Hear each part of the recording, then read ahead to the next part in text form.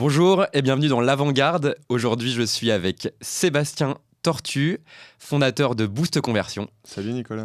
Salut Sébastien, je suis hyper content parce qu'on a un des podcasts qui, je pense, va le plus me passionner sur un thème qui est vraiment hyper enthousiasmant. On va parler de l'IA au service du e-commerce. On va essayer en plus d'être hyper concret, de pas rester sur de l'inspirationnel. Mais avant qu'on commence à parler d'IA, je vais te laisser Sébastien pour placer un peu de contexte, nous dire un peu qui tu es et quel est ton parcours pour ceux qui ne te connaissent pas. Alors moi je suis un méga passionné par les marques. J'adore raconter cette histoire, mais parce qu'elle parle beaucoup de moi. À mes 9 ans, mon cadeau de Noël, c'était un abonnement pour les magazines Capital et Management. Parce que j'adorais ces histoires d'entrepreneurs, ces histoires d'entreprises. J'adorais comprendre, alors que je ne suis pas du tout d'une famille d'entrepreneurs, tu vois, loin de là. Même, ils avaient tendance à détester les entrepreneurs et les patrons qui étaient des salauds, qui payaient jamais assez cher et tout ça. Mais je ne sais pas pourquoi j'ai eu ce truc. Enfin, si, je sais pourquoi. C'est que, justement, j'avais du mal aussi, tu vois, à l'époque, à m'exprimer, à trouver ma place, etc. Et j'ai vachement trouvé ma place par des marques, tu sais, que tu peux porter. Alors, pas spécialement des trucs chers, mais tu vois, quand tu as 14 ans, que tu vas acheter un BMX, que tu t'habilles en Carhartt, etc., tu vois, t'envoies un message de toi, quoi, tu vois, ça te permet de te créer une identité, de te faire reconnaître par des gens, tu vois, et ça m'a toujours passionné, quoi, tu vois, alors qu'aujourd'hui, je suis pas un gros consommateur de marques et je mets jamais de marques visibles, etc. Mais, tu vois, leur discours, leur intention et tout ça m'a toujours beaucoup inspiré. Même les marques de sport, quand j'étais jeune, tu sais, j'ai m'acheté une nouvelle paire de chaussures de hand. D'un coup, j'avais la sensation, pas d'être meilleur, mais tu sais, de représenter quelque chose et du coup devoir être digne de mes nouvelles chaussures, tu vois. Et ça, c'est quelque chose qui m'a toujours vraiment beaucoup intéressé. Et du coup, quand j'ai commencé ma carrière professionnelle, bon, je suis passé par plein d'étapes, mais très vite, je me suis intéressé justement finalement à toutes ces marques, à la révolution d'Internet aussi, à se dire, mais putain, comment aujourd'hui les marques, elles peuvent s'exprimer, elles peuvent créer justement des rapports encore plus intéressants, plus communautaires avec les clients.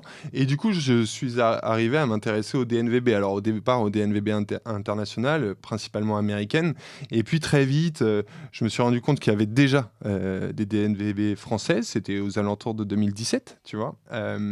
Et comme ça, j'ai rencontré Teddy Bear, Bergamote, pas mal de gens, de façon un peu, tu vois, genre sans grosses attentes, autour d'un café, et voilà. Et puis, finalement, en discutant avec eux, on s'est rendu compte que il y avait assez peu de littérature, qu'il y avait assez peu, finalement, de choses qui étaient écrites sur eux à l'époque.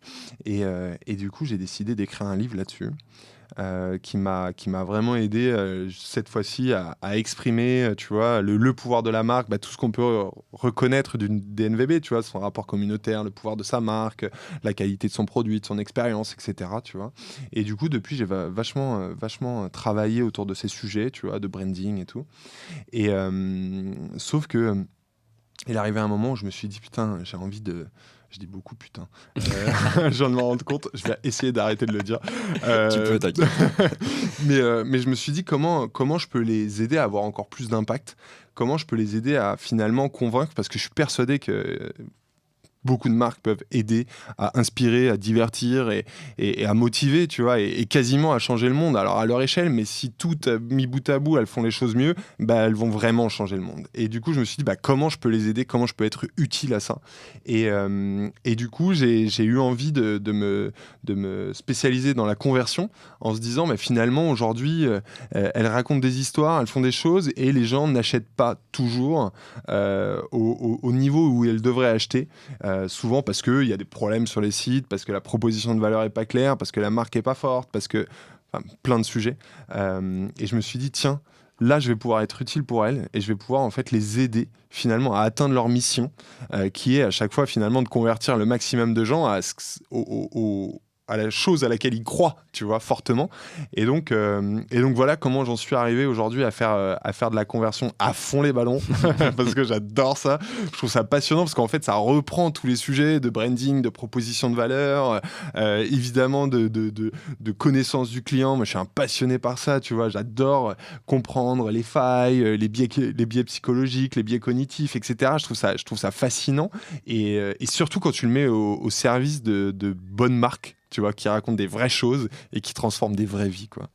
Et ça fait d'autant plus sens qu'avec la hausse des coûts d'acquisition, la conversion, ça devient extrêmement clé. Ouais. Chaque visiteur, chaque prospect, chaque attention que j'arrive à avoir de quelqu'un, elle vaut cher. Ouais. Et donc la conversion est devenue fondamentale, Ouais. si je ne m'abuse, pour les marques. Ouais, elle est complètement fondamentale parce que pendant longtemps, finalement, faire venir des gens sur un site, ça coûtait pas très cher. Moi, je me souviens de discussions avec le slip français il y a beaucoup d'années, qui me disaient mais tu te rends compte, le CPM Facebook, il est passé à 1 euro.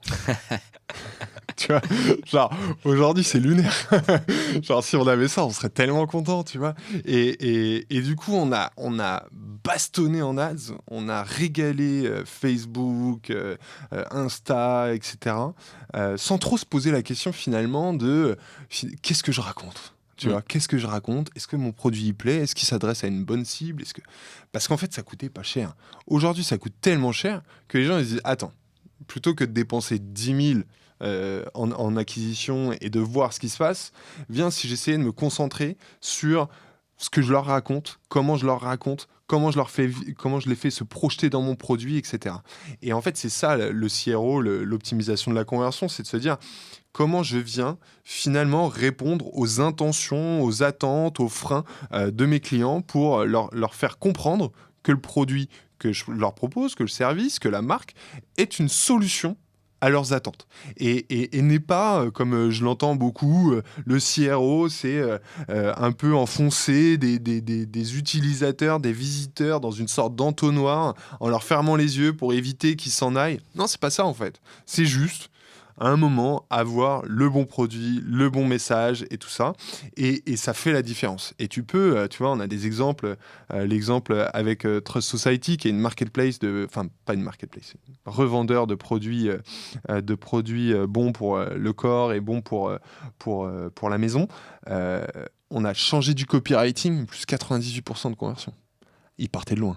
Je ne peux pas promettre à n'importe qui plus 98%, tu vois. Ils partaient de très loin. Mais c'est pour dire que de temps en temps, en fait, il y a une décorrélation totale entre ce que la marque veut dire et ce que le client soit comprend, soit attend. Et bah, nous, notre objectif, notre mission finalement, c'est de combler ce vide entre la marque rêvée des fondateurs et l'attente du client, et de faire en sorte que y ait plus de vide.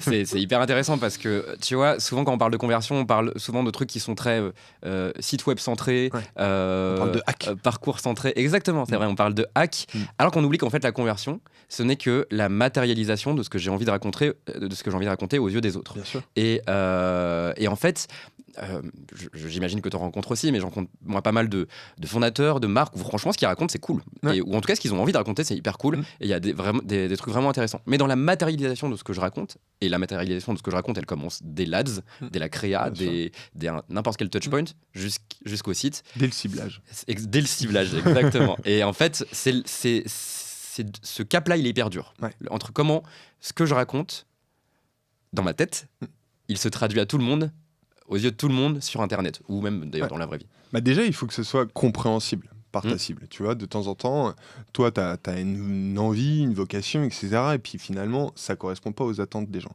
Ensuite, il faut que tu aies une attention.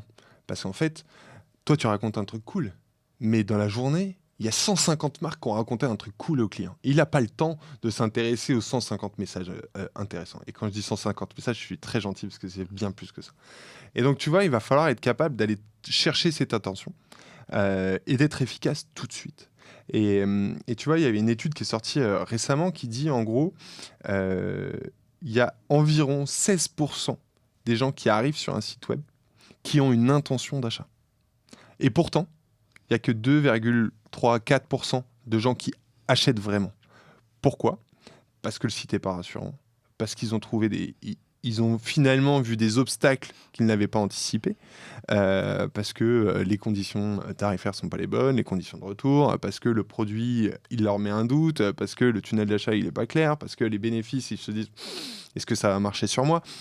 Tu vois, il y a plein d'éléments qui vont faire en sorte que le client, finalement, alors qu'il était persuadé, ou en tout cas qu'il était motivé à l'idée d'acheter, comme toi, ça t'est sûrement arrivé de rentrer dans des boutiques physiques en te disant « Ouais, ça a l'air trop cool ». Tu repars un peu déçu en disant « Bon, finalement ». Alors qu'il y avait certainement le bon produit à l'intérieur, mais tu l'as peut-être pas vu. Et c'est d'ailleurs là-dessus que l'IA va avoir un point hyper central. C'est que justement, on va pouvoir être sûr que tu as vu le produit que tu voulais venir chercher. Mais tu vois, donc c'est tout ça. Donc ouais, l'optimisation de la conversion, c'est évidemment beaucoup de techniques, tu vois, beaucoup d'A/B tests, beaucoup de landing page, beaucoup de messages, beaucoup de techniques, mais c'est avant tout du bon sens marketing. C'est avant tout se focaliser sur les fondamentaux, qui est d'avoir le bon message à la bonne personne au bon moment. La base, quoi, tu vois. Carrément, C'est rien de plus que ça. Carrément. Et tu vois, c'est marrant. J'allais te demander de pitcher votre conversion, mais je pense, je sais pas si tu es d'accord avec moi, mais avec tout ce que tu viens de dire, on a un peu le résumé de, j'imagine, les fondements de ce que tu fais aujourd'hui et de ce que tu veux projeter aux marques. Ouais, bien sûr. Bah, nous, notre objectif, c'est vraiment ça, c'est de les aider. Notre mission, c'est de les aider à atteindre la leur, tu vois, en convertissant le maximum de gens durablement. Pas faire en sorte qu'ils convertissent et qu'ils se tapent des taux de retour x10 parce que ça n'aurait pas d'intérêt. Donc, tu vois, c'est vraiment ça. C'est de les aider à atteindre leur mission durablement. Point barre. Derrière, comment on fait? Eh bah, comme je l'ai dit, on va travailler les messages si on pense que c'est les messages. On va travailler l'UX si on pense que c'est l'UX. On va travailler tout ce qu'il va falloir. Peut-être rajouter, tu vois, par exemple, des solutions de paiement, rajouter, enlever des choses qui sont inutiles, tester des médias, tester des photos qui peuvent être un peu différentes, etc. Donc, vraiment, on va venir, tu vois, se poser toutes les questions de comment, finalement, on peut faire en sorte que le client comprenne mieux ce qui se passe. Évidemment, aussi en faisant des enquêtes clients et tout ça. Hein, et c'est la base et ça démarre toujours par là. Mais donc c'est tout ça avec un objectif final qui est de leur faire plus de business, tu vois, et de leur augmenter leur rentabilité. Au lieu d'avoir un client qui achète sur 100, bah, si t'en as 2, si t'en as 3, bah, ça change tout en fait. À la fin de l'année, ça change tout. Déjà parce que ça prouve que tout ce que tu fais, c'est bien.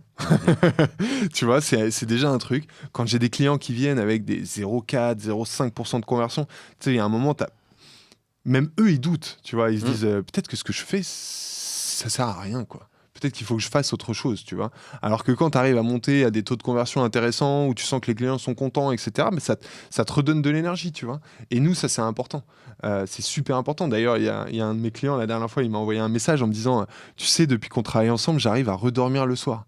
C'est con, c'est pas pour ça qu'on le fait à la base, mais en fait c'est les conséquences c'est que c'est sûr, si tu arrives à avoir 10-15% de business sans dépenser plus, et souvent en plus quand les gens viennent travailler avec nous, ils dépensent un peu moins, parce qu'en fait on est capable aussi de leur dire mais putain, ce canal il est dégueulasse, ou alors il faut qu'on crée des landing pages spécialisées, parce qu'en fait là tes ads elles arrivent sur les mauvaises pages, ça sert à rien, et tu vois on vient finalement se plugger, tu vois, dès que le client arrive sur le site en disant ça va pas, tu vois, ça va pas.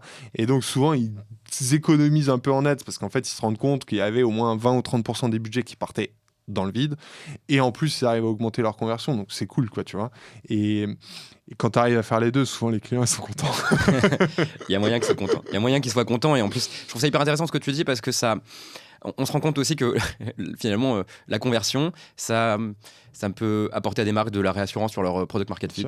Ça peut leur donner confiance, les galvaniser, et en fait ça fait de toi un truc qui est enfin de toi, et en tout cas de ton travail au quotidien, beaucoup de sens. Ça donne beaucoup de sens, quoi. Ouais, bien sûr. C'est de se dire que en fait, comme tu le disais tout au début sur ton parcours, t'arrives à être ce que tu veux être, c'est-à-dire un tremplin pour des marques qui en plus ont des choses à raconter cool. Et t'arrives à permettre à ces marques-là d'avoir une audience, l'audience qu'elle mérite. Ouais, exactement. En fait, de transformer cette audience. Ouais, et transformer cette audience. Et c'est ça qui est super important, parce que tu vas créer des audiences, etc.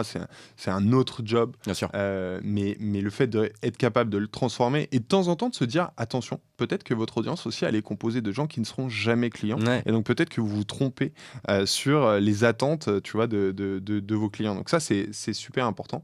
Et du coup, voilà, donc on les accompagne comme ça, et ça marche très bien, tu vois. Genre les clients sont très contents, parce que justement aussi ils apprennent en fait. Ils apprennent beaucoup, tu vois, genre ils apprennent beaucoup sur leurs produits, ils apprennent beaucoup sur leurs clients, ils apprennent beaucoup sur leur parcours, ils apprennent, tu vois, parce que nous on a vraiment cette volonté de partager, tu vois, à chaque étape, tout ce qu'on découvre, etc. On le partage aux clients. Finalement, il y en a plein qui nous disent, bah, en fait, on fait une formation en même temps parce que à chaque rendez-vous, tu vois, bah voilà tout ce qu'on a appris, voici, tu vois, voici les éléments, on est capable de leur fournir les documents nickel s'il y a quelqu'un qui a besoin de s'onboarder, etc.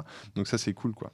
Le petit truc que j'ai pas dit, c'est que Boost Conversion, c'est un collectif de free. Et donc, je dois rendre à César ce qui est à César, c'est-à-dire que moi, j'en suis le fondateur, mais j'ai aujourd'hui des gens de talent qui sont en train de travailler avec moi tous les jours, tu vois. Donc, on recrute en fait des CRO managers, donc des managers de la conversion, qui sont que des anciens de bonnes boîtes, tu vois. On a l'ancienne de chez Back Market, l'ancienne de chez M6, l'ancienne de chez la Fnac, un ancien de chez AB Testi, etc. Qui ensuite, avec eux, on vient monter une team de talents, UX designer, développeurs, copywriter, etc., qui vont pouvoir répondre aux problématiques du client. Donc ça, c'est super important. Et aujourd'hui, ces CRO managers, ils sont méga clés pour moi, tu vois. C'est que sans eux, en fait, je suis pas grand-chose et je pourrais faire quelques clients, mais je pourrais pas tous les faire. Et donc, voilà, je voulais qu'on parle d'eux, parce que si on avait juste dit Boost Conversion, Génial. on aurait cru que c'était moi. Non, et en plus, ça permet d'avoir, du coup, j'imagine, une expertise forte sur chacune, je dirais, des verticales de la conversion. Et en fait, du coup, tu sais que tu peux activer les bonnes cordes au bon moment en fonction des problématiques du client. Donc, ce qui est trop cool. Mais c'est trop bien parce que tu vois, quand tu bosses avec des gens forts, c'est un régal. Parce que déjà, tu sais que face aux clients, il n'y a pas de problème, tu sais qu'ils vont aller au bout des choses, etc. Et moi, j'adore. Et on pourrait quasiment refaire un épisode sur le rapport des collectifs de freelance, mais je prends un plaisir de ouf à bosser avec ces gens, quoi, tu vois. Alors qu'avant, j'avais eu une agence, plein de trucs, des salariés, des machins, etc. Et là, en fait, tu vois, pour s'entourer de gens qui sont trop forts, c'est un kiff. Alors, très chaud de refaire un épisode sur les collectifs de freelance, mais je te propose que, du coup, qu'on aille sur le fond de cet épisode qui va être assez intéressant sur l'IA au service du e-commerce. Tu parlais tout à l'heure de transformer l'audience. Tu parlais tout à l'heure de le bon message au bon moment à la bonne personne. L'IA va sûrement bouleverser un certain nombre de choses. Est-ce que tu penses que, avant qu'on vienne vraiment dans le détail de ce que ça peut apporter, est-ce que tu penses que c'est déjà le cas ? Et est-ce que tu penses que... est-ce que toi-même, dans ton quotidien, avec les marques, tu l'insères déjà dans les discussions ? Alors, pour moi, l'IA, c'est... Vraiment, pour moi, l'IA, c'est la révolution, la prochaine révolution après Internet. Tu vois, il y a eu l'apparition d'Internet avec tout ce que ça a apporté de positif, de négatif. Mais aujourd'hui, il n'y aurait personne qui te dirait « c'était vraiment une connerie, Internet ». Tu vois. Et bien, l'IA, ça va être pareil.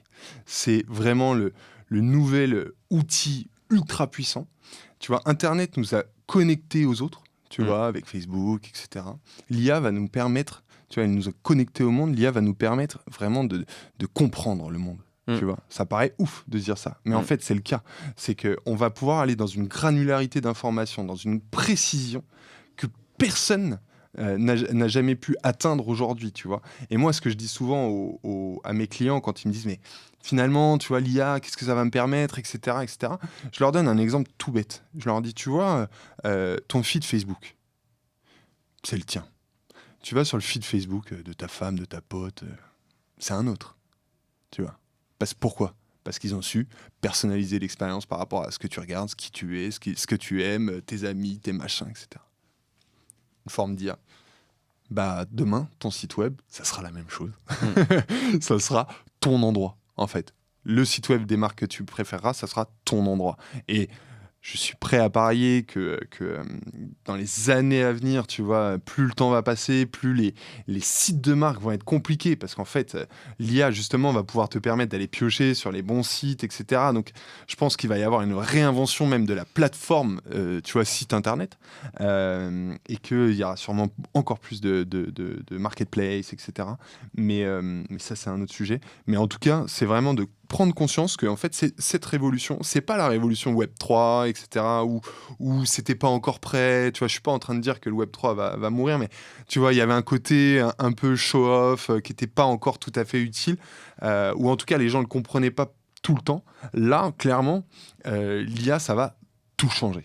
Ça va changer de la personnalisation de l'expérience, de la découvrabilité des produits, du test des prix, de la sécurité, de la logistique. En fait, tout va être complètement bouleversé, quoi, tu vois.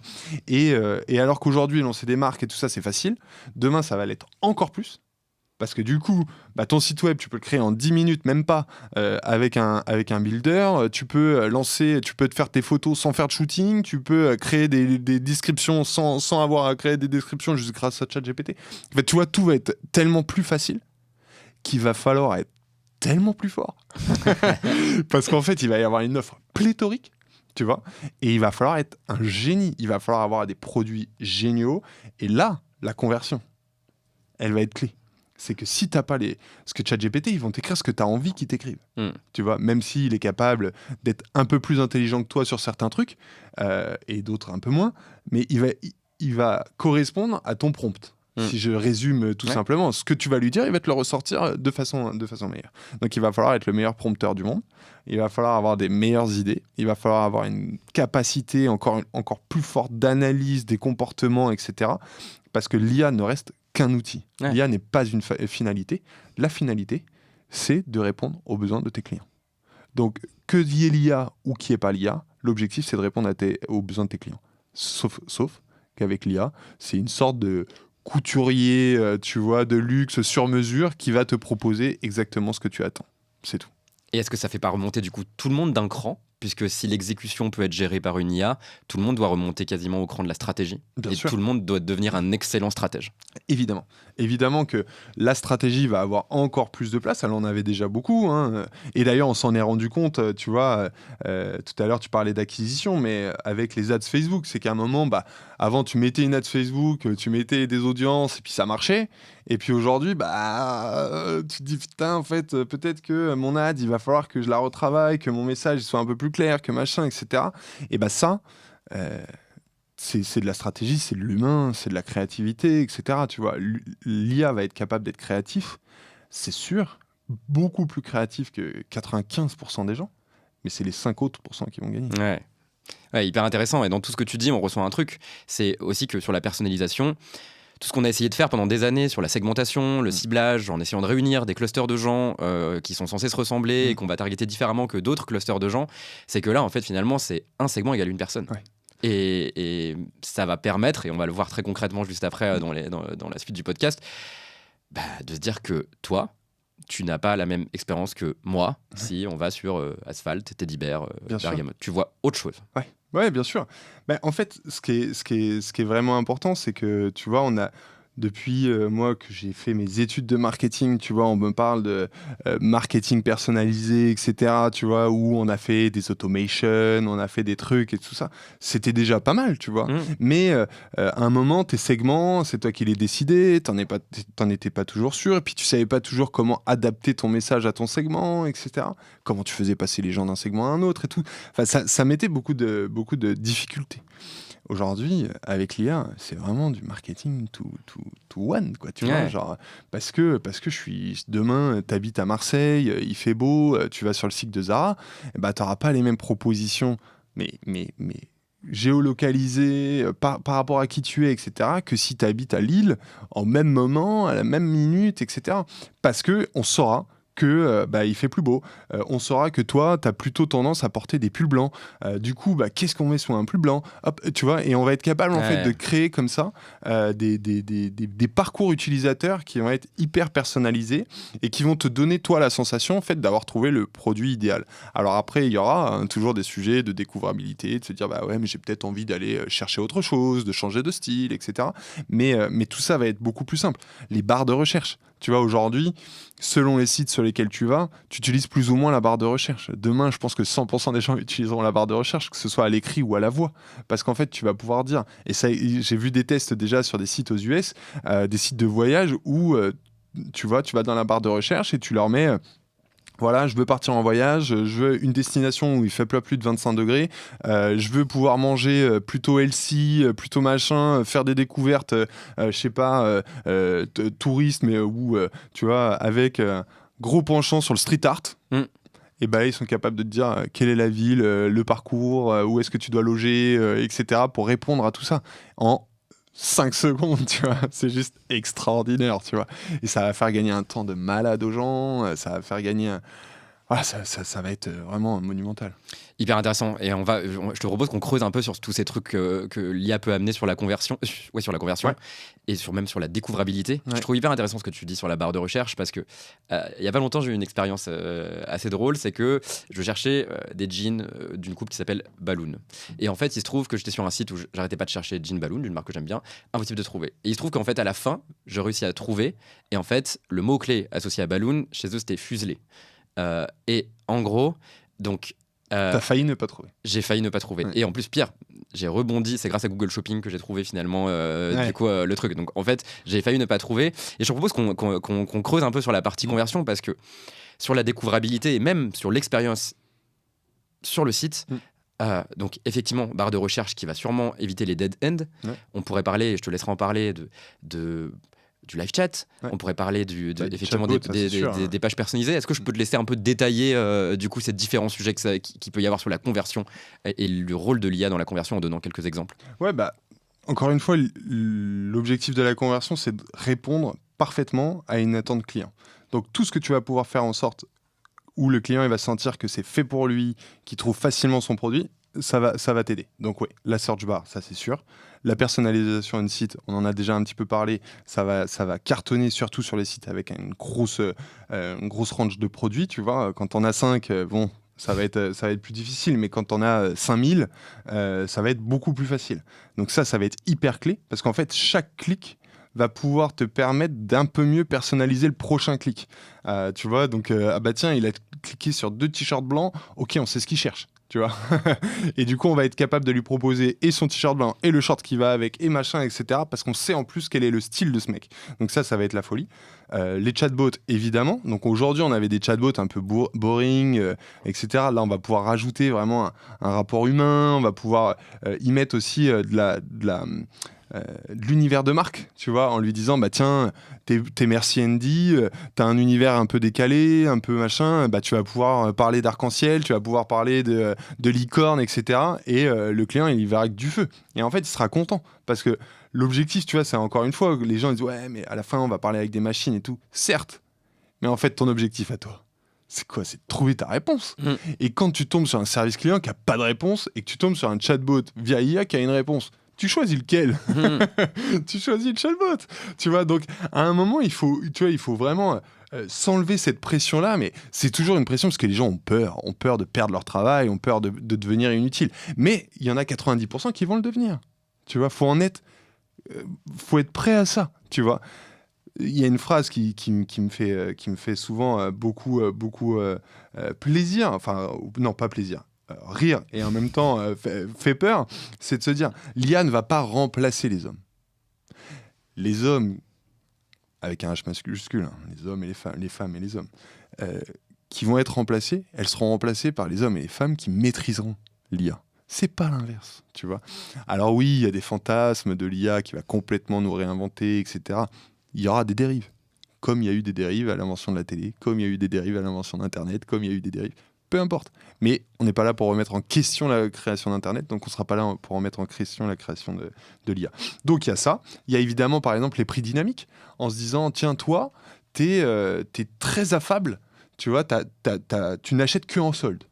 Bah, peut-être que je vais pouvoir te proposer, tu vois, une petite remise, un petit truc. Alors que moi, par exemple, je n'achète jamais en solde. Et bah, pourquoi je vais perdre de la marge en lui proposant une remise? Parce que c'est pas ça qui va lui plaire. Par contre, peut-être que moi, je suis plus sensible à une personnalisation, à une expérience, à un retour, parce que j'ai tendance à plus retourner, tu vois. Et donc là, ça va permettre de faciliter.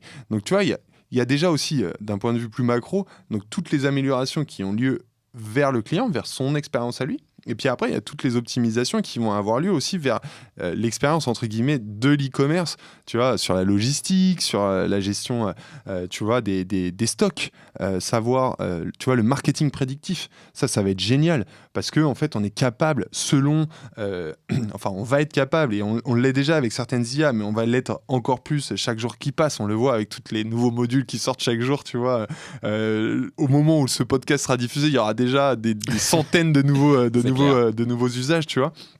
Mais on va être capable en fait de se dire bah tiens il va falloir que je fasse tel réassort parce que justement cette année il fait plus beau que l'année dernière, cette année les clients attendent plutôt ça, il y a une telle mode sur TikTok, il y a machin, etc. Et donc je vais être capable de m'adapter et donc de faire du prédictif. Et ça fait rêver parce qu'aujourd'hui tu vois les acheteurs, etc.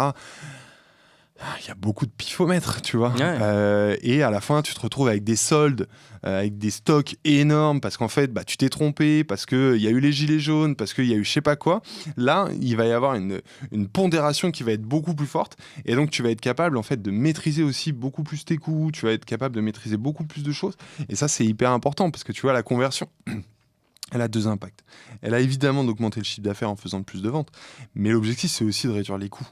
Tu vois, et l'IA va permettre de réduire énormément de coûts.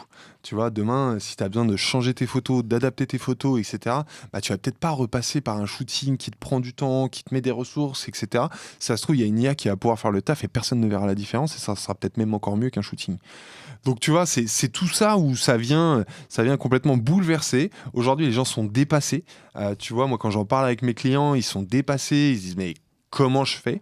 Donc en fait, on commence toujours par des petites choses. Bah, tu vois, la search bar, c'est un petit truc assez facile à faire. Il y a des outils qui sont déjà assez aboutis là-dessus et qui permettent vraiment d'améliorer ta conversion, etc. Alors, il faut que tu aies un site qui ait un intérêt vers la search bar. Il y a des sites, comme on le disait tout à l'heure, qui n'ont pas d'intérêt, donc on ne va pas se focaliser là-dessus. Mais tu vois, la search bar, la segmentation, déjà, tu vois, on l'utilise à fond, quoi, tu vois. Et puis, toute la partie enquête client, tu vois, qu'on peut facilement analyser. Aujourd'hui, analyser les avis de tes clients en volume, les avis des clients de tes concurrents, etc., bah, c'est pas facile, mais c'est possible.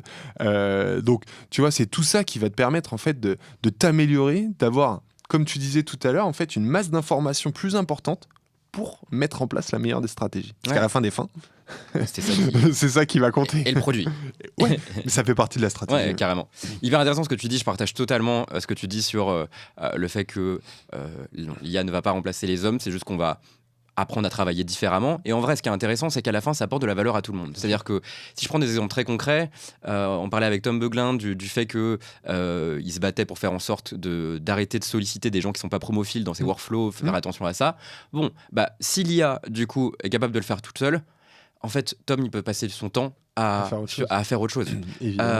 Pareil, sur le fait d'être capable d'analyser tous les user feedback qu'il y a eu, que ce soit sur Trustpilot, que ce soit sur des enquêtes de satisfaction, et qu'on puisse avoir le résumé, bah, tout ce temps gagné, il peut être passé à, justement, entendre les user feedback et améliorer son produit et sa stratégie, plutôt que de passer ce temps-là. Donc, en fait, finalement, au-delà du fait que je pense que l'IA va pas remplacer les hommes, surtout, je trouve que est-ce que tu partages ça? C'est que j'ai l'impression que ça va recentrer les hommes, avec un grand H, sur plein d'endroits où il y a quasiment plus de valeur à avoir un homme qui est dessus, plutôt que se taper à dépiler 1000 user feedback ou à faire une barre de recherche où je dois envisager avec Algolia 1 milliard de mots-clés et de liens sémantiques entre tout, quoi.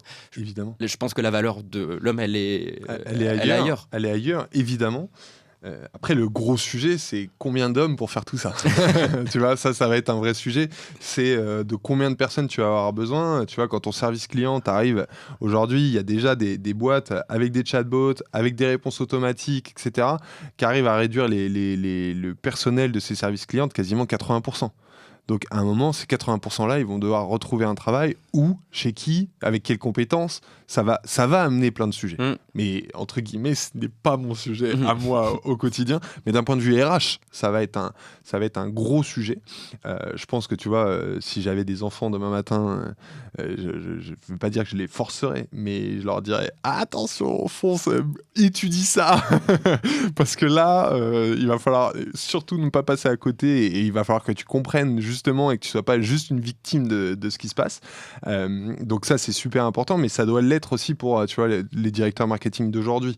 Alors moi, quand je parle avec beaucoup de marques, il y en a certains que ça intéresse parce que tu vois, ça reste des passionnés de marketing, donc tu vois, ça les intrigue, etc. Mais ils ont rarement le temps d'y passer beaucoup de temps en recherche. C'est là où on est utile parce que nous, on y passe beaucoup de temps. Moi, j'y passe vraiment du temps et donc ça me permet, tu vois, d'avoir une qualité d'information rapide pour mes clients et finalement, ils me servent un peu en mode chatbot. Je deviens leur propre chatbot, tu vois, là-dessus parce que dès qu'ils ont une question, ils me la posent.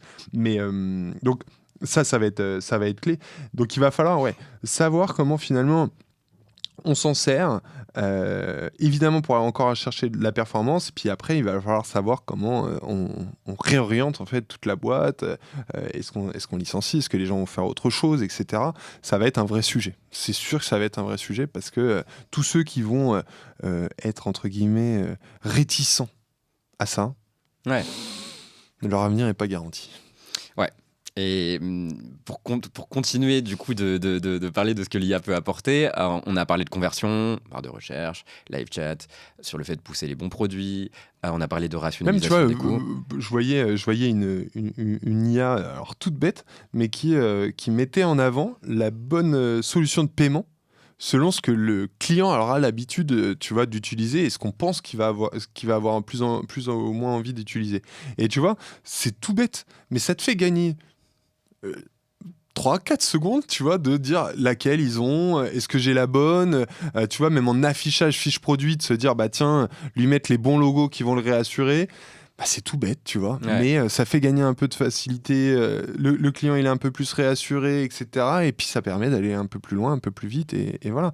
Pareil pour, tu vois, rentrer ses adresses, enfin, bref, tu vois, ça, en fait, ça va faire gagner un temps de ouf au client, et du coup, bah, le client il va être là, tac, tac, tac, en trois clics, il va être capable d'acheter, et puis c'est réglé, quoi, tu vois. De toute façon, on le voit déjà sur Amazon et tout. Hein. Faut pas croire. Carrément. J'allais dire, c'est un peu comme le one-click payment d'Amazon. Mais c'est intéressant parce que ça permet effectivement, tout ce qu'on a dit là-dessus, de fluidifier l'expérience, de la rendre plus courte, mais du coup aussi de laisser plus de temps à l'utilisateur, au client, de voir tout un panel de marques qui peuvent répondre à son besoin. Et ça me fait une petite liaison avec une question que je voulais te poser, c'est si, du coup, tout devient plus facile, la création de contenu, la conversion sur mon site. Comment, du coup, tu penses... Est-ce qu'il ne va pas y avoir une espèce de lissage de toutes les marques ? Et comment, du coup, devenir une marque qui est au-dessus des autres dans un monde téléguidé par l'IA ? Alors, évidemment, il va y avoir une sorte de nivellement des marques, parce qu'en fait, elles vont avoir les mêmes outils, etc. Mais comme il y en a déjà un aujourd'hui. Aujourd'hui, tu peux lancer un site e-commerce avec pas grand-chose, tu peux avoir des jolies photos avec pas grand-chose, tu peux faire le job, entre guillemets, avec pas grand-chose. Et c'est d'ailleurs pour ça qu'il y a des marques qui cartonnent, qui sont parties avec rien, qui n'ont jamais levé de fonds, et puis ça marche. Tu vois. Donc, ça existe déjà. Par contre, ceux qui marchent vraiment, là, qui partent de rien, etc., c'est souvent, ils sont plus forts que les autres. Tu vois. Ils ont une proposition de valeur peut-être un peu plus forte, ils sont peut-être plus courageux, ils sont peut-être plus investis, ils sont peut-être, tu vois, ils ont compris quelque chose que les autres n'ont pas compris. Et ça va être la même chose. C'est-à-dire que demain, créer du contenu pour avoir des blogs, il va y en avoir partout, parce que ça va devenir hyper facile, et puis tu vois, avec des autos de GPT, etc., ils vont te le mettre quasiment tout seul, tu vas même pas avoir besoin de relire, etc., et donc tu vas avoir... Bon, encore que je vois qu'aujourd'hui, il y a déjà pas mal de Google déréférence pas mal de sites quand ils comprennent que c'est que fait via IA, parce qu'ils savent que c'est pas justement en corrélation avec les attentes profondes du client et qu'il risque d'y avoir des bugs dans l'expérience. Et puis parce qu'ils savent aussi que c'est pas fait via leur IA à eux. Donc, faut pas oublier ça. Hein. Mais donc, ça va devenir beaucoup plus facile. Et donc, en fait, dans la même chose qu'aujourd'hui, il va falloir être un peu meilleur. Sur quoi on va pouvoir être meilleur ? Par exemple, sur la marque, parce qu'on va réussir à faire la différence là-dessus. Sur la proposition de valeur, on va réussir à emmener le client. On va peut-être réussir justement à créer des communautés comme on le fait aujourd'hui, mais de façon encore plus efficace. Les gens vont pouvoir échanger entre eux. Les gens vont pouvoir... Tu vois, c'est tout ça qui fait qu'en fait, le monde il y a une révolution. Mais en fait, les préceptes vont être les mêmes. C'est juste que, tu vois, on part avec un autre niveau tu vois. Tous les jeunes qui vont arriver là, dans ces 10 prochaines années, pour eux, l'IA, ça va être obvious, tu vois. Pour eux, le monde d'avant, ils le connaîtront quasiment pas. Donc du coup ça va être évident, ils vont savoir le faire, etc. C'est pour ça que toi et moi maintenant on est déjà has-been et qu'il y a des mecs de 16 ans sur LinkedIn qui nous défoncent parce qu'en fait ils ont compris des trucs que nous on met du temps à comprendre, les réseaux sociaux, les machins, etc. Parce qu'en fait on n'est pas né avec ça, tu vois. Et donc on est obligé de s'accrocher, tu vois. Mais non, on est là, on est vieux mais on est là. Tu vois, et ils sont trop forts. Et donc il va falloir à chaque fois s'adapter et toujours continuer à essayer de connaître son client. Ça reste la base, c'est tout con. Mais et là, l'IA va pouvoir t'aider à bien le connaître, à bien lui personnaliser son expérience, etc. Mais c'est la clé. Donc, il va falloir, encore une fois, savoir se servir de l'IA pour faire les bonnes choses, tu vois. C'est aussi ça, tu vois. Encore une fois, c'est lui envoyer le bon prompt, lui demander les bonnes actions, etc. pour se dire... Comment finalement j'arrive à bien connaître mon client, comment j'arrive à créer le produit qui lui donnera envie, comment j'arrive à m'adapter à son évolution, etc. etc. Donc moi je trouve ça passionnant, je pense que il y a un boulevard énorme, que aujourd'hui malgré tout il y a beaucoup de solutions d'IA qui coûtent de l'argent, tu vois, qui sont encore un peu chères parce que c'est pas encore mainstream, parce qu'il n'y a pas encore énormément de use case, tu vois, sur la personnalisation. Pour avoir une vraie personnalisation via IA, ça peut coûter un peu d'argent et c'est pas accessible pour une toute petite marque. Et encore que, tu vois, nous on met des choses en place et qui coûtent, tu vois, pas énorme, mais soyez, tous ceux qui nous écoutent, quoi, ne loupez pas cette vague, quoi. Parce que si vous vous faites renverser par la vague, vous êtes mort et votre marque, elle va, tu vois, tout devient de plus facile, mais la mort va être plus rapide aussi. Ouais, tu vois. ouais, carrément. Hyper intéressant ce que tu dis parce que je trouve que c'est une super réponse au nivellement qu'il pourrait y avoir par l'IA où tu dis que finalement, les marques qui vont réussir, c'est celles qui seront finalement les plus fortes pour créer de l'attachement et pour fédérer des humains autour de leur projet. Et ça, c'est le point commun de tous les épisodes de podcast qu'on a pu faire, c'est que tout le monde, tous les interviewés ici pensent qu'en fait, beaucoup se joue sur ce que la marque dégage, si ça fait écho en moi, si c'est bien matérialisé du coup sur un support, que ce soit un contenu réseaux sociaux, que ce soit un site web, mais à la fin des fins, c'est l'essence de cette marque, les valeurs qu'elle propage, est-ce qu'elle me touche. Et de la même manière que quand tu parlais de Carhartt et ton BMX, pour moi, c'est un peu la même chose. Et donc, en fait, ce qui est hyper intéressant là-dessus, c'est de se dire que, justement, dans un monde où il y a plein d'IA, ça permettra... Parce que l'IA, c'est, comme tu le disais, en fait, je la téléguide par moi, mon essence, ce que je veux projeter de ma marque, etc. etc. Mais ça, c'est très personnel. Et justement, ça que je trouve très fort, c'est que dans un monde où il y a de l'IA, c'est hyper bien pour les humains. Ça va faire en sorte que, du coup... les marques vont se différencier par l'essence même de la marque. Ouais. Et c'est ça que je trouve en vrai, justement, je pense qu'il ne faut pas s'inquiéter de l'arrivée de l'IA parce que justement, elle va sublimer encore plus l'essence des marques. Mais c'est hyper inclusif, tu vois, parce que demain matin, quelqu'un qui aurait, par exemple, qui ne parlerait pas bien le français, avec l'IA, il peut faire effet, tu vois. Il peut ne plus faire de fautes, il peut avoir un site sans faute, etc. Tu renvoies déjà pas la même image. T'as pas une grosse compétence en photo, etc. L'IA va pouvoir te sauver du truc, tu vois. T'auras peut-être pas les meilleures photos d'IA, mais tu pourras faire le job. Et en fait, tu vois, c'est hyper inclusif. Si les gens, ils ont envie de s'y mettre, s'ils ont envie de comprendre, et aujourd'hui, ça peut paraître compliqué, mais il va y avoir des IA qui vont nous permettre que ça soit encore plus simple et qui vont, je discutais là récemment avec comment il s'appelle, le patron de Papépi, et il avait lancé une IA pour écrire des posts LinkedIn, tu vois, où il via son téléphone, via WhatsApp, où il dit voilà, j'ai pensé à ça, j'ai rencontré tel mec, il m'a appris ça, c'est trop bien, écris-moi un post LinkedIn avec une morale de l'histoire. Son truc hyper stylé, tu vois. À la fin des fins, c'est lui qui a eu cette idée, tu vois, genre qui a l'idée, qui a envie de raconter quelque chose, qui a envie de, tu vois. Et donc son post LinkedIn, si c'est pas lui qui l'a écrit, c'est pas très grave en soi, tu vois, si c'est son intention, tu vois. Donc c'est là où pour le coup, tu vois, lui il me disait mon père, il parle pas très bien français, il fait beaucoup de fautes, etc. Demain avec une IA comme ça, il en fera sûrement moins. Donc après, il va y avoir aussi tu sais, un peu comme sur les réseaux sociaux, les gens avec les filtres, tu vois, c'est finalement qui tu es avec et sans IA, parce que à la fin des fins, quand tu rencontres quelqu'un, si t'es face à lui, que tu sais pas parler et que tu lui as fait croire que t'étais un génie, ça va être compliqué, tu vois. Mais Donc tu vois, c'est toujours ça. Il va falloir trouver le bon juste milieu, etc. Mais encore une fois, on est qu'au début de la révolution et ça serait beaucoup plus trop présomptueux de ma part de me dire je sais tout ce qui va se passer parce que je pense qu'il y a plein de terrains qui vont être explorés et c'est fascinant. Mais encore une fois, pour parler conversion, pour parler business, pour parler chiffre d'affaires et rentabilité, aujourd'hui, il y a déjà des solutions qui existent et qui peuvent vous permettre d'aller chercher de la croissance, qui peuvent vous permettre d'aller chercher vraiment de l'argent, parce que voilà, vous n'êtes pas capable de tout faire et vous n'êtes pas capable de remplacer vous une IA par contre.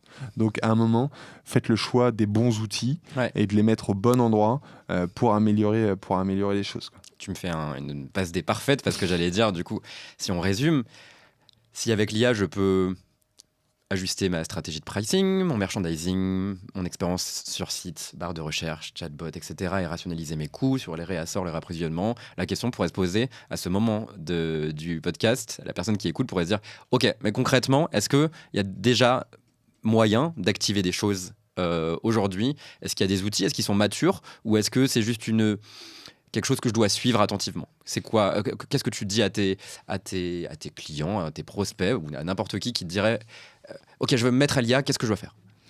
Alors, moi je leur dis déjà qu'est-ce que tu veux améliorer et pourquoi. Tu vois, l'idée n'est pas de se mettre à l'IA. L'idée, elle est de se dire il y a un outil, il y a un nouvel outil que je suis en train de comprendre, tu vois, et il est là. C'est pas comment je m'en sers, c'est d'abord qu'est-ce que je veux résoudre. Est-ce que j'ai un problème justement de découvrabilité ? Eh ben viens, on va travailler sur une search bar. Est-ce que j'ai un problème de service client ? Viens, on va travailler sur un chatbot. Tout ça, c'est du réel, tu vois. C'est pas demain matin, hein. C'était déjà hier, hein. Tu vois, je pense à un outil comme DoFinder qui fait des barres de recherche. Moi, je l'utilise depuis des années. L'IA est venue là, depuis, tu vois, quelques temps, vraiment améliorer l'outil, mais il était déjà très, très fort en prédictif, tu vois.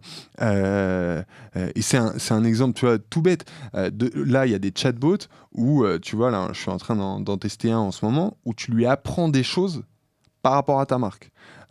Tu lui uploads tes documents, tu lui uploads tes douzaines dont, tu lui uploads tous ces trucs-là, et derrière, il est capable, encore une fois, de parler comme si c'était toi.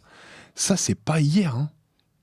C'est pas demain, c'est hier. Ça existe déjà, c'est déjà en place, et ça peut te permettre évidemment de réduire, là, sur le service client, tu vois, le temps passé sur un service client, parce que c'est quand même 90% les mêmes questions. Tu vois, donc c'est pour ça qu'on a mis des chatbots, mais les chatbots à chaque fois à la fin c'est je veux parler à un humain parce que ça répond quand même un peu à moitié. Là, tu vas réduire ce taux de je veux parler à un humain drastiquement, et en plus il va être capable de t'analyser les questions que les clients ont posées, les réponses, leur niveau de satisfaction par rapport aux mots qu'ils vont avoir utilisés, etc. Tu vois, si le mec il te dit merci beaucoup, ça m'a été merci beaucoup, tu vois, ou il te répond pas, c'est qu'il n'y a pas le même niveau de satisfaction. Et donc tu vois, tu vas être capable de vraiment pouvoir t'adapter à ça parce que tu vas le comprendre de façon très très très très très rapide. Et donc tu vois, même améliorer ton chatbot va devenir entre guillemets facile, parce qu'en fait tu vas avoir comme ça des retours cohérents et rapides, tu vois. Là, je testais un outil d'A/B test pour faire des landing pages. L'outil il est formidable parce que tu vois, aujourd'hui tu as des outils comme Google Optimize, etc. Tu leur dis voilà, j'aimerais sur ma fiche produit tester tel nouveau titre, j'aimerais tester telle nouvelle photo, j'aimerais machin, etc. Ok, là tu pines les endroits et tu leur mets plusieurs, et pour finir sur la première partie, et à chaque fois tu dois faire un test, tu vois, c'est pareil. Là tu pines les trucs, tu mets toutes tes idées, et en plus l'IA est capable de te proposer de nouvelles idées de titres, nouvelles idées de description, nouvelles idées de CTA, etc. Et à la fin tu pars avec 30 versions. Et en fait, il est capable de l'affiner pour arriver à la version parfaite. C'est génial. Ouais, tu vois, moi, si demain, je peux arrêter de passer du temps à paramétrer des A/B tests, mais je suis super content. Parce que justement, je vais pouvoir proposer autre chose à mes clients. Je vais pouvoir, tu vois, améliorer mes services, etc. Enfin, tu vois. Donc, il faut vraiment le voir comme un truc positif qui de toute façon va te renverser. Donc autant, encore une fois, tu vois, le prendre et vivre avec, tu vois, et Ouais. se dire comment ça peut, encore une fois, me faire gagner du temps, me faire gagner de la performance, etc. Donc tout ça, c'est vraiment réel. Aujourd'hui, il y a même des outils d'IA. Il y en a un d'ailleurs, Deeber, là, qui est français, qui permet de faire toute la partie segmentation email et donc d'envoyer, encore une fois, les bons messages aux bonnes personnes, au bon moment, avec les bons prix, avec les machins, etc., sans que tu en aies à t'en occuper. Donc ton automation de réachat, il n'y aura plus aucun doute. On sait que les mecs qui achètent tel pantalon, ils en achètent un autre dans les 3 mois. Et bah, toi, tu le sais pas, mais ton IA va le savoir. Hmm. Tu vois, parce qu'elle va être capable d'agrémenter tellement de données que toi, tu seras pas capable de savoir ça, tu vois. Ou alors, il va falloir que tu passes des semaines et des semaines, tu vois, avec des outils qui coûtent des fortunes, alors que là, ça va être facile. Donc, c'est là où, tu vois, il va falloir être bon, il va falloir savoir les utiliser. Mais tu vois, là, Deeber, je voyais une conférence là, de Projet X Paris qui expliquait qu'en gros, c'est bien, ils vont être contents d'Iber. Ils étaient passés de 12 euros et le CPMM, donc le coût par 1000 mails, à 44 euros en installant d'Iber. Parce qu'en fait, tellement de bonne personnalisation que bah, les gens, bah ouais, tu vois le bon produit, tu as envie de l'acheter, tu as compris qu'en fait, cette femme, c'est certes une femme, mais en fait, elle achète tout pour son fils. Hmm. Tu vois la Que difficulté la de ce genre de... segmentation marketing n'aime pas du tout. Bah ouais, tu vois, de ce genre de profils qui sont compliqués Mm. à aller chercher, parce qu'en plus, tu vois, alors là, ça va, parce qu'il y a des rayons hommes-femmes, mais tu vois, il y a de plus en plus de marques qui sont comment dire, inclusives, où il n'y a pas de différence, tu vois, où les t-shirts hommes, les t-shirts femmes sont les mêmes. Bah alors là, tu vas être. Mais comment tu vas savoir? Sauf que le style de l'enfant et le style de la mère, c'est pas le même. Donc si t'envoies à la mère des trucs pour elle, pour une femme de 50 ans, bah elle va pas les acheter. Alors que si tu lui envoies un truc. Donc tu vois, c'est tout ça qui va permettre de faciliter et les outils existent déjà. Donc rapprochez-vous d'experts, tu vois, comme nous. Et sur l'e-commerce, il n'y en a pas encore d'état, mais il y a beaucoup de mecs qui parlent d'IA au sens large, sur la productivité, etc., parce que c'est là où c'est le plus abouti aujourd'hui. Mais il y a déjà pas mal de choses. Et pareil, tu vois, sur les opérations, enfin, tu vois, demain, un copier-coller 12 fois, ça n'existe plus, tu vois, parce que tout sera automatisé là-dessus via des IA, tu vois, genre Ouais. les tâches comme ça, répétitives, etc., ça n'existera plus. Donc bon, tu vois, il y a déjà une IA à toute bête, alors, qu'un de mes amis a installé, et qui est toute bête, mais qui va chercher dans toutes les boîtes mail les factures. Donc il n'a plus à faire de compta. Ouais. Son comptable, il vient de se plugger, il a toutes les factures. Ben, ça fait gagner un temps de ouf. Ouais, c'est clair. Tu vois, ça fait gagner un temps de ouf. Et ça, si tu es capable de le mettre à l'échelle de toute ta boîte, quand tu as 150 employés et que tu es capable de récupérer les factures instantanément sur 150 adresses email, bah, ton comptable il est content. Toi, tu es content parce que tu payes pas ton directeur marketing à faire des reports de factures et à ne pas retrouver la facture de 16 euros de je sais pas quoi. Tu vois, tout le monde est gagnant, quoi. Ouais, et chacun est focus sur sa valeur. Chacun est focus sur sa valeur, sur la stratégie, sur ce qu'il doit mettre en place. Et autre petit conseil aussi qu'on peut donner à ceux qui veulent un petit peu s'intéresser à tout ça, c'est que les outils eux-mêmes, les outils du quotidien d'un e-commerçant, les Gorgias, les Klaviyo, les Intercom, se mettent à l'IA. Donc aussi, soyez attentifs au Intercom a lancé en waitlist son bot guidé par l'IA qui s'appelle Finn. Il y a plein de solutions aussi où vous pouvez regarder dans les rubriques intégration des Gorgias, vous pouvez aller regarder, enfin des Gorgias, des Klaviyo, etc., etc. Vous pouvez aussi aller regarder sur la marketplace Shopify. En fait, il faut aussi avoir envie de creuser, mais du Bien coup, sûr. aller creuser là-dessus sur toutes ces solutions qui sont soit déjà pluguées à vos outils existants, soit au bêta que Ouais. lancent vos outils Bien existants Notion. et qui sont peut-être pas forcément au point dès le début, Notion par exemple, qui sont pas forcément au point dès le début, mais en fait en étant là dès le début, vous serez plus en avance que tous les autres. C'est ça. Donc C'est ça. C'est que ça. En fait, encore une fois, ne jugez pas ce que vous voyez aujourd'hui. Voyez-le encore une fois comme une révolution d'aujourd'hui et de demain. C'est que tout ça évolue à une vitesse à laquelle vous n'aurez même pas le temps de suivre. Même moi, tu vois, j'y passe du temps tous les jours à regarder ce qui se passe, à regarder les usages, etc. Et tu vois bien que même moi, je loupe des infos, je loupe des nouvelles sorties, je loupe des trucs, alors que je me dis, putain, comment vont faire les autres qui suivent pas? Donc évidemment, au bout d'un moment, un peu comme, tu vois, les DNVB, bah, tout le monde lançait sa DNVB, là, aujourd'hui, tout le monde lance son IA. À un moment, toutes les IA vont pas fonctionner, donc le marché va aussi, tu vois, s'épurer, etc. Donc ça va devenir plus lisible, ça c'est sûr. Parce que justement, c'est compliqué, ça va être compliqué en fait de faire vivre plein d'IA différentes, parce que évidemment il y aura des usages, etc. Mais à un moment, vu qu'elles sont capables de faire des trucs extraordinaires, bah il n'y a pas de raison que mon IA soit pas capable de faire ce que fait l'autre IA, ou en tout cas, si je travaille un peu, elle sera capable de le faire. Donc tout ça va s'affiner, tout ça va devenir plus lisible, donc là-dessus c'est important. Mais encore une fois, aller voir des experts, regarder des gens qui passent du temps pour gagner ce temps-là, parce que c'est ça qui est super important. Moi tout le temps que j'y passe, c'est du temps que vous y passerez pas, tu vois. Et tous les usages que j'ai pu voir sur d'autres clients, bah, c'est encore une fois du temps d'expérience, parce qu'il y a des fois des usages qui ne marchent pas, des outils qui sont pas très performants. Bah, si tu les as pas testés et que toi tu passes ton temps en tant que directeur e-commerce à tester tout ça, bon courage. Ouais, carrément. Hyper intéressant, et je te propose que du coup on passe sur la dernière partie du podcast, où j'aimerais bien on l'envisage déjà en vrai depuis le début du podcast en envisageant le futur, mais qu'on envisage le futur peut-être plus macro. Selon toi, au-delà de l'IA, quelles sont les marques qui gagneront la bataille demain? Comment on pourrait les identifier? Et si je lance ma marque aujourd'hui, comment je peux avoir les attributs de celle qui réussira demain? C'est exactement la même réponse que j'aurais pu te donner il y a 10 ans, il y a 20 ans, il y a 30 ans. C'est d'avoir cette fameuse marque forte, tu vois, d'avoir une vraie conviction, d'avoir une vraie motivation, tu vois. J'ai écrit un bouquin là-dessus qui s'appelle l'Ikigai de marque, qui est justement sur l'alignement parfait entre ce que le fondateur a envie, ce qu'il ressent au plus profond de lui-même, et ce que la marque raconte. Donc il y a déjà un truc, c'est de ressentir quelque chose au plus profond de soi-même. Et les marques qui réussissent, ça se démarre souvent là.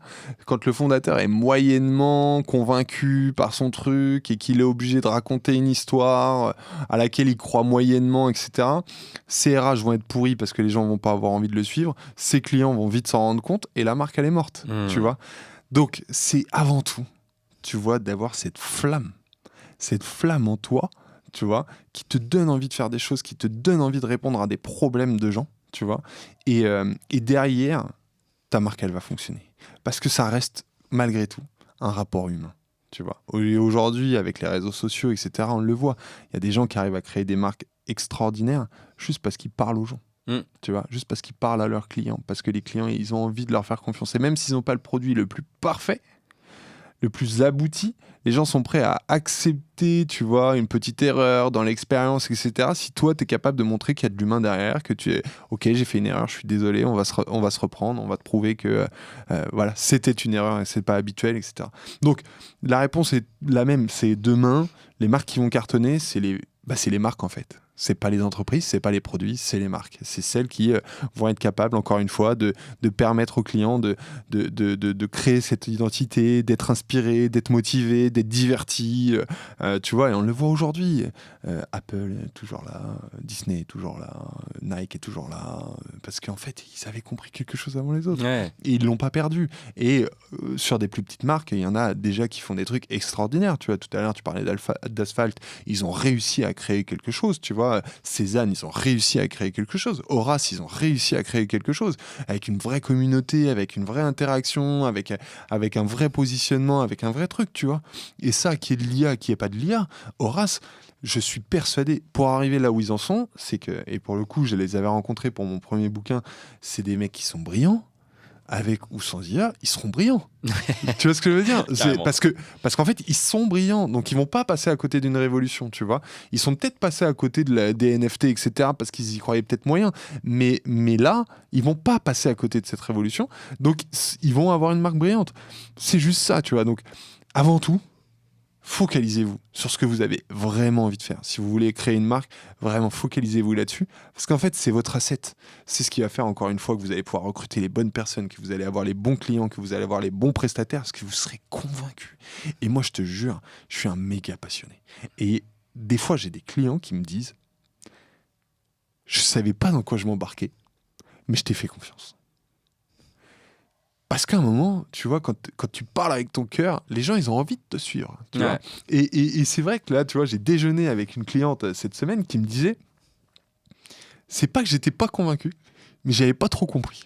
Ce que tu allais vraiment pouvoir m'apporter, etc. Tu vois, c'est pas mon univers. Moi, j'ai lancé un truc, ça marche. Tu me parles d'A/B test, de trucs. Sauf que t'avais l'air tellement convaincu, toi, que je t'ai fait confiance, que je me suis dit, il est plus expert que moi, je lui fais confiance. Et on a déjeuné ensemble mardi, j'ai de la chance, parce que lundi, je lui ai présenté les résultats qui étaient excessivement positifs. Les deux n'étaient pas liés, mais du coup, ça a encore facilité le déjeuner. Mais tu vois, genre, c'est avant tout ça. Donc soyez méga passionnés, ayez vraiment envie de rendre un service, ayez vraiment envie d'être utile, et je vous jure, avec ou sans IA, vous réussirez.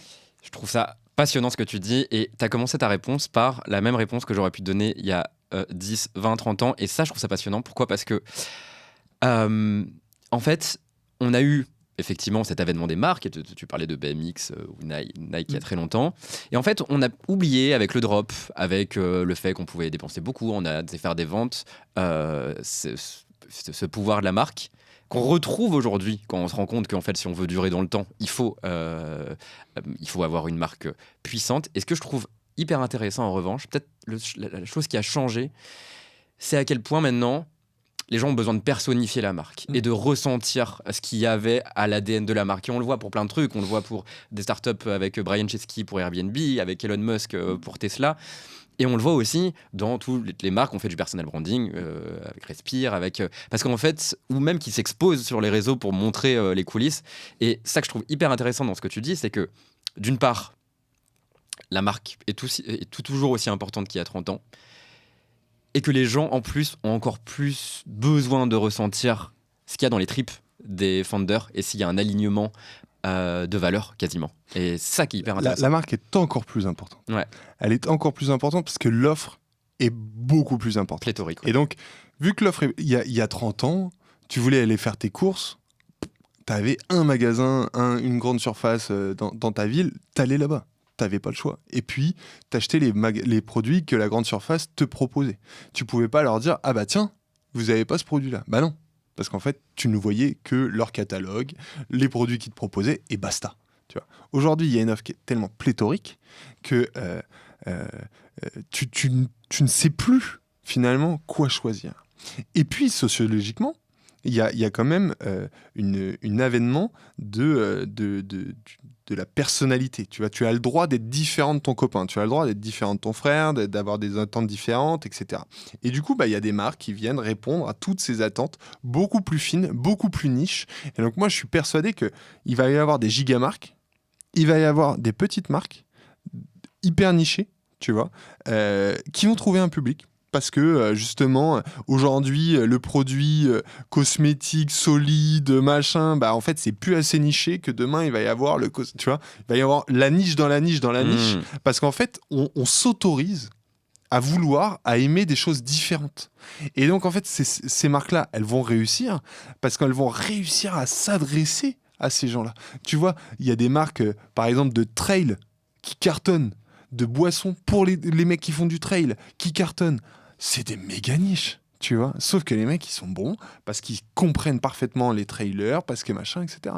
Et c'est pas Feed qui s'adresse aux trailers, tu vois, parce que ils racontent pas la même chose dans leur marque. Et donc, c'est là où la marque, elle est de plus en plus importante. Il y a 30 ans, je t'aurais dit que la marque, elle comptait. Mais aujourd'hui, elle compte encore plus parce que justement, elle doit correspondre à des attentes clients qui sont encore plus divers. Et que si, je sais pas, ton père porte des paires de Nike, peut-être que tu vas te dire, moi je veux pas porter une Nike parce que mon père la porte. Alors avant, t'avais pas le choix. Ouais. Tu vois. Et ça joue parce que tu vas te dire, mais attends, moi, je suis beaucoup plus écolo. Peut-être que je vais miser sur une paire de chaussures qui est faite en bambou ou je sais pas quoi, parce que ça va raconter quelque chose de toi. Mais encore une fois, ça raconte quelque chose de toi. Soit ça raconte quelque chose de toi à toi-même, soit ça raconte quelque chose de toi aux autres. Ouais. Mais la marque sert à ça. T'as un iPhone, j'ai un iPhone, ça raconte quelque chose de nous. On met un casque, ça raconte quelque chose de nous. Tout raconte quelque chose, tu vois. Donc, les marques, elles nous aident à ça. Et ça, il faut pas l'oublier. Et voilà, moi, c'est vraiment le message que j'essaye de faire passer. Alors, c'est pas toujours simple parce qu'il y a des produits où tu te dis, si tu vends demain une perceuse ou je sais pas quoi, tu vois, c'est plus difficile parce que tu dis, mais c'est pas un truc communautaire, c'est pas. Mais il y a vraiment une opportunité de ouf, malgré tout, même dans les produits difficiles. Donc arrêtez de vous trouver des excuses. Parce que moi j'ai plein de gens que je rencontre qui se trouvent des excuses. Ouais, mais moi c'est différent. Non. Non, mais carrément. Et en plus, il y a ce qui est intéressant dans ce que tu dis en plus, et d'ailleurs je trouve ça assez intéressant de finir là-dessus, sur un podcast qui est sur l'IA, où des fois on essaye d'opposer l'IA et l'humain. On en finit sur l'humain et on en finit hyper intéressant. L'exemple que tu prends sur des marques nichées qui vont aller se positionner comme centrale dans des communautés hyper engagées. Et d'ailleurs, ça fait écho à une phrase que j'aime bien qui est Community is the new marketing. Parce que, en fait, les marques de demain, c'est aussi celles qui, du coup, ont réussi à raconter quelque chose qui a suscité l'attention des gens, mais en plus qu'on pu fédérer des communautés qui disent la même chose, qui racontent la même chose ou qui racontent des choses connexes. Du coup, en fait, tout ça fait un écosystème hyper sain, quoi. Bien sûr. Mais tu sais... alors cet exemple est touchy, mais je le donne d'habitude. Je le donne d'habitude quand il n'y a pas de caméra. Mais c'est le même principe que la religion. C'est qu'à un moment, tu vois, il y a des histoires qui fédèrent des gens. Peu importe si ça existe pas, peu importe. Il y a des histoires qui fédèrent des gens. Et ces gens-là, ils sont convaincus par cette histoire. Ils vont avoir envie de la faire vivre. Ils vont avoir envie de la transmettre. Ils vont avoir envie de l'en parler.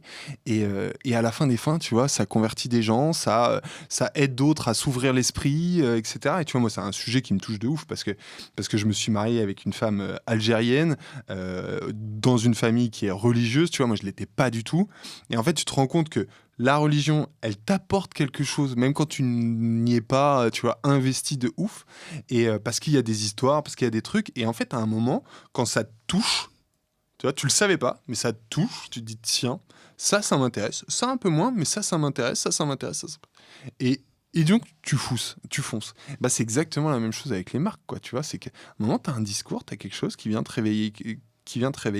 Et une fois que ça t'a réveillé, bah, tu vas avoir envie de le dire à ton pote qui te ressemble, de lui dire, tiens, t'as découvert cette nouvelle marque, ce nouveau resto, ce nouveau machin, non, bah viens, on y va ensemble, viens, on va machin et tout. En plus, les mecs, ils sont super sympas, la musique, elle est trop bien, etc. Tu vas avoir envie d'en parler parce que tu seras fier. T'auras découvert un truc, t'auras machin et tout ça, tu seras fier.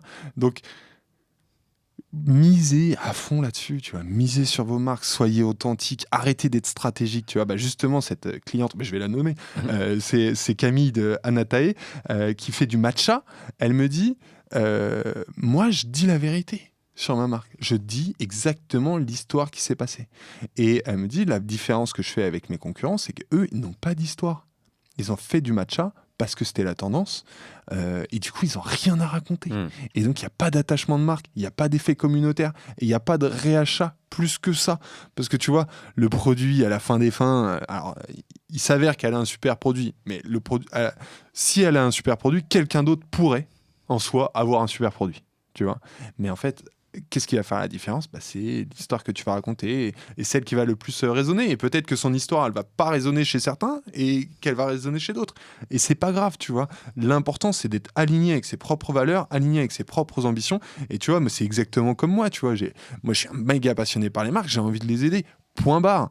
Et aujourd'hui, je les aide avec de l'optimisation, je les aide avec de l'IA, je les aide avec tout ça. Mais demain, s'il faut faire autre chose parce que ça sera plus utile, parce que demain, il n'y a plus de site internet et qu'il va falloir trouver autre chose, eh ben, je ferai autre chose, tu vois.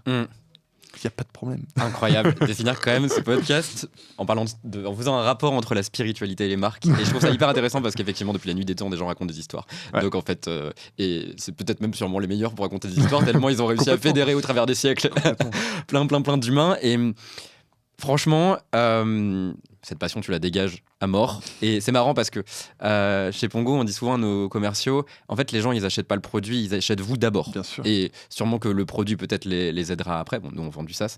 Mais même via un SaaS. Même via un SaaS. Savoir que tu as quelqu'un qui va être capable de te répondre. Tu vois, moi, c'est bête, mais j'ai alors, c'est un consultant. Tu vois, c'est pas un de mes clients, mais c'est un consultant qui, la semaine dernière, m'a dit, genre, quand je sais qu'on a rendez-vous ensemble, je suis content. Genre, je sais que je vais passer un bon moment. Tu vois, des fois, on n'est pas d'accord, des fois, je veux pas dire qu'on s'engueule, mais tu vois, on n'est pas d'accord sur un truc qu'il a fait, etc. Mais il est content parce que je vais avoir le sourire, parce qu'on va être content, parce qu'on va trouver des solutions, on va débattre, etc. Bah, que tu aies un SaaS ou quoi que ce soit, le fait de se dire, si j'ai un problème, je vais appeler un mec et je serai content de lui parler, bah, ça fait toute la diff. Carrément. Je suis trop content de finir là-dessus. Non, en fait, je suis vraiment trop content de finir là-dessus parce que, pareil que toi, je suis un passionné de ce que je fais et j'imagine que cette heure de podcast et peut-être les échanges que vous avez eus avec Sébastien ailleurs ont suffi pour vous convaincre qu'il l'est aussi. Donc, peut-être le mot de la fin pour finir ce podcast, c'est pour te suivre, pour échanger avec toi. Ouais. Comment ça se passe, Sébastien Tortue Principalement sur LinkedIn, ouais. Allez me trouver sur LinkedIn, normalement vous devriez pas avoir trop de mal et puis vous pourrez juger comme ça de ce que je raconte avant même de me contacter, comme ça si vous vous dites oh lui il est chiant, ne me contactez pas. J'espère que vous allez me contacter parce qu'il y a, enfin je fais tout pour, en tout cas j'ai vraiment cette envie, cette motivation. En plus, je crée plein de ressources premium. Tu vois, là, j'en ai créé une sur l'IA. Donc, vous pouvez aller sur boostconversion.fr, retrouver toutes les ressources. Il y en a sur GA4, il y en a sur les fiches produits, etc. Enfin, il y a plein de trucs parce que j'adore. En fait, j'adore écrire. C'est pour ça que j'ai fait des bouquins. Aujourd'hui, je suis un peu frustré parce qu'en fait, le bouquin ne correspond pas en termes de timing, en termes de délai, etc. à ce que j'ai envie. Donc du coup, je crée des mini-bouquins sur plein de sujets et je les donne, tu vois, en me disant bah tiens, viens, on éduque. Et puis de toute façon, si ça revient, tant mieux. Si ça revient pas, tant pis. Parce que de toute façon, ce travail, je l'aurais fait pour moi-même. Donc en fait, c'est tous les sujets que je fais pour moi-même, la vérité que je donne. Tu vois, là, on est en train de bosser un sujet sur les abandons de panier qui sera sûrement sorti au moment où le podcast sortira. Hop, on va le donner. Sur les écoles de commerce, on le donne. Enfin bref, on donne tout. Et puis, Inch'Allah. Top. Et je vous conseille les contenus de Sébastien. Vous en avez plein sur plein de sujets. Moi, sur l'IA, ça m'a déjà pas mal éduqué avant ce podcast. Donc, n'hésitez pas à aller les regarder. Est-ce qu'on peut le suivre ailleurs ? Ouais, alors j'ai aussi une chaîne YouTube. Alors là, je galère, donc si vous voulez m'envoyer un peu de force, n'hésitez pas, parce que franchement, c'est un peu chaud et je suis même en train de me dire, est-ce que ça vaut le coup, vu le temps que ça prend, etc. Donc, si vous voulez pas que j'arrête, envoyez-moi de la force là-bas. Mais sinon, non, sur LinkedIn, c'est là où je répondrai le plus rapidement. Et puis connectez-vous à vous-même. Au lieu d'essayer toujours de se connecter aux autres, connectez-vous à vous-même, lisez plein de choses, lisez de la philo, lisez des trucs qui vous ouvrent l'esprit, qui vous rapprochent des autres. Parce qu'en fait, on oublie que souvent, en lisant des livres, on se rapproche des autres. Tu vois, parce que les histoires, tu vois, récemment, je voyais une interview d'un romancier qui disait que le plus beau compliment qu'on pouvait lui faire, c'était de lui dire que son roman, l'histoire de son personnage, avait permis de comprendre quelqu'un d'autre. Tu vois, c'est la personne qui l'a lu. Et donc moi, c'est vraiment un conseil que je donne tout le temps, c'est vraiment prenez le temps d'être avec vous-même, prenez le temps de grandir, prenez le temps de vous connecter à vous, et vous verrez la relation aux autres, la relation au travail, la relation à l'IA, à tout ce que vous voulez. Mais vous prendrez beaucoup plus de recul et ce sera beaucoup plus facile. Merci beaucoup Sébastien, plaisir. j'espère que ce podcast vous a inspiré. Si vous n'a pas inspiré après avoir fait des rapports que je trouve hyper intéressants à la spiritualité, je n'y peux rien, je ne fais plus rien pour vous. Merci beaucoup et vous pouvez retrouver Sébastien Tortue sur LinkedIn. Vous pouvez sans eux, hein. Sans eux, moi, vous devriez le trouver quand même. Mais... Vous pouvez aussi du coup trouver les contenus dont il a parlé sur boostconversion.fr, je dis pas de bêtises. Exactement. Merci beaucoup Sébastien. Merci. Et puis à bientôt pour un prochain épisode de La Vanguarde. Merci beaucoup à toi, à bientôt, ciao. Ciao.